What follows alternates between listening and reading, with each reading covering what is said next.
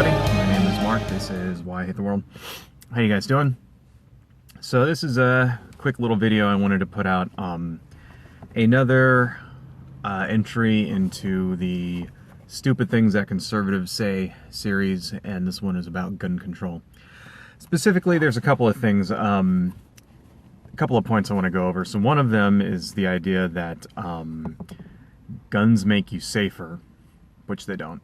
And the other one, this idea of that shooters choose gun-free zones in order to do their massacres in, which is just not true. So let's take that first one there. We had that massacre about a week and a half ago at that college, and I like how I can keep that vague, and at any given time somebody could watch this video and it'll probably apply, because we have so many mass shootings in this country now. It's like they happen, like, you know, once every day, I think it is, you know. Think about that. Once every day somewhere in the country, somebody goes out and shoots more than 4 people at a time. That's just ridiculous. But anyway, so one of the things that you hear people say, you know, a lot of conservative pundits and things, one of the things they'll say is that, well, is that if you know, that these people go out and they purposely go to what are considered gun-free zones in order to shoot people, and that, you know, the argument being that, well, if everybody in the country were allowed to carry a concealed firearm, then there wouldn't be massacres, because, you know, people would be afraid of going places and shooting places because they'd get shot, which is bullshit. It's complete and utter bullshit, okay? I mean, the thing is, it's like, if that were the case, then there wouldn't be massacres in states that have concealed carry laws, right? You know, places like Texas, okay?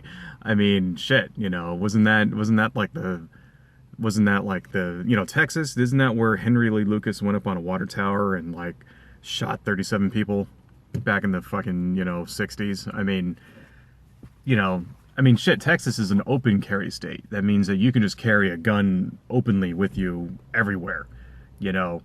And I don't understand what the, you know, so there should be, like, no crime in Texas at all. There should be no shootings in Texas, but there is, right? It's because it's a myth.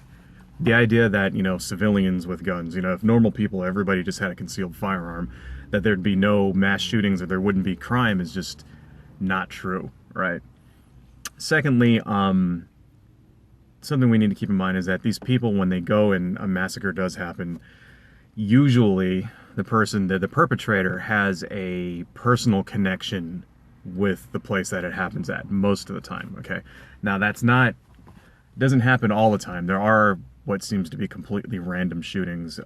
For example, the Sandy Hook, not the Sandy Hook one, sorry. Sandy Hook actually did have a personal connection. The guy that did Sandy Hook, his mother worked at the school. The one I was thinking of was the Aurora, Colorado theater shooting. That seems to be completely random. You know, crazy guy gets it into his head that he's the Joker, goes off to a fucking movie theater where the Batman movie is showing and just shoots a bunch of people because he's insane, right? But most of the time, there will be a personal connection to the place where the shooting occurs. Columbine, for example, you know, 2 students. That's why this shit happens at schools so often, because the guy that shoots everybody, you know, the perpetrator is a student at the school and, you know, hates the people at the fucking school for whatever reason, you know, and that's why that shit happens there, you know. Or daycare centers. You know, there was a real famous one in the 90s where white supremacist guy, I'll put a link to it in the thing, you know, went off and shot up a Jewish daycare center. You know, things like that. I mean, it's really, you know, there's the really truly random ones where there's truly random targets. That doesn't seem to happen that often. And when those do happen, the thought process is not, I'm going to go to this movie theater because no one will have a gun there because it's a gun-free zone and that way I won't get shot. The thought process is, where can I go to shoot the most amount of people? All right. Whether or not there's a fucking people with weapons there is fucking irrelevant. So, and I can, you know, another example of that would be the Fort Hood shooting. that happened a few years ago, you know, right? I mean, the thing is, a military base is not a gun-free zone. I mean, you have armed guards running around there. You have military police. There's even a law that says certain soldiers are allowed to carry concealed handguns, right? If they have permission. And so why the fuck didn't, you know, if that guy just wanted to go shoot a bunch of people, how come he didn't choose a school or a hospital or a shopping mall? Okay. It's because that doesn't factor into the decision making at all. Okay. So that's a fucking myth. The second myth is that this idea that, you know, guns make you safer. And this is something you'll hear from the NRA and you'll hear on Fox News and stuff. You know, it takes a good guy with a gun to stop a bad guy with a gun. That's a fucking myth also. I mean, the fact is that if, you know, simply you owning a gun increases your chances of being shot, you know. It's something like if you have a gun, you're 4.5 times more likely to be shot than if you don't own a gun. Right. That's the first thing, you know. And it's because people that own a gun and they're more belligerent. Okay, this is all, you know, I'm not making this shit up. This is all in various published studies, which I'll post the links to. You know, they'll be more belligerent, right? They'll be more aptly to, you know, if you have a gun, you're more likely to escalate a situation until you need to use the gun. Okay. Another thing is that if you are in a situation where you're, for instance, being, you know, in an altercation, you're being robbed, right? If you try to pull your gun, you're more likely to be shot than if you just went along with it, you know? So you're in a store, you know, a guy tries to rob you, you pull your gun out, right? You've escalated that situation, whereas if you just would have gave him the money, which, you know, you probably wouldn't be shot. Now, that seems counterintuitive, doesn't it? It seems like, well, how, you know, I want to be able to defend myself. And that's the conservative response to that argument, is that, well, it's better to be able to defend yourself than to not. But unfortunately, the statistical evidence just does not bear that out.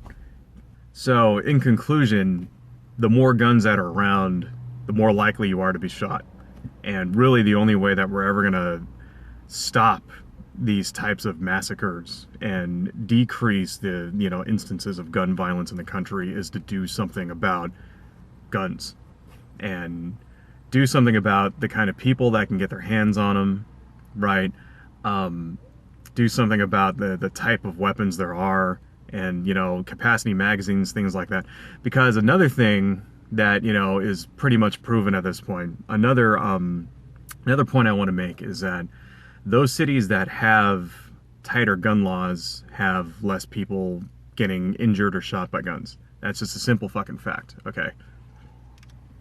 And it's just been proven over and over and over again that, you know, the tighter your gun laws are, the less people get shot, all right? And if your goal is reducing injury by gun, you know, by gunshots, death and injury by gunshots, that's really the only way to go about it.